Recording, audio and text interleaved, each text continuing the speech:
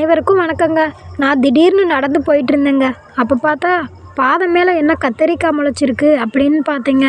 பக்கத்தில் போய் பார்த்ததுக்கப்புறம் தாங்க தெரியும் முள் கத்தரிக்காய்னு. ஒரே ஒரு பிஞ்சு தாங்க விட்டுருக்குதுல. அனலில் போட்டு அந்த புகையை பிடிக்கும்போது பல் சொத்தையில் இருக்க பூச்சி அந்த பல்வலியெல்லாம் நீங்குங்க. இது தாங்க அந்த முள் கத்தரின்னு சொல்லுவோம்.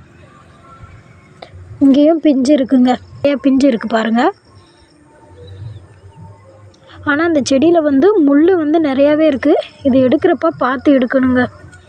எனக்கே நிறைய தடவை முள் கையில் பட்டுருச்சுங்க. பக்கத்துலேயே ஒரு செடி இருந்துச்சுங்க.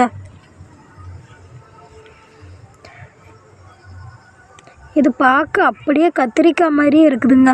புளிக்குழம்பு மாதிரியே நம்ம சமையல் பண்ணி சாப்பிட்லாங்க. ரொம்பவே நல்லது.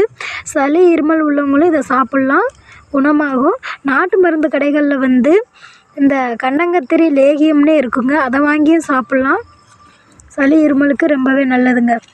பக்கத்துலேயே ஒரு பூச்சி இருக்குது பாருங்கள். இதோட இலை பாருங்கள், முள்ளாக இருக்குது. பச்சை கத்திரிக்காய் இருக்குது பாருங்கள், அதே மாதிரி தாங்க இருக்கும். சப்ஸ்கிரைப் பண்ணிக்கங்க, லைக் பண்ணுங்கள், சப்போர்ட் பண்ணுங்கள். நன்றி. மீண்டும் ஒரு வீடியோவில் சந்திப்போம்.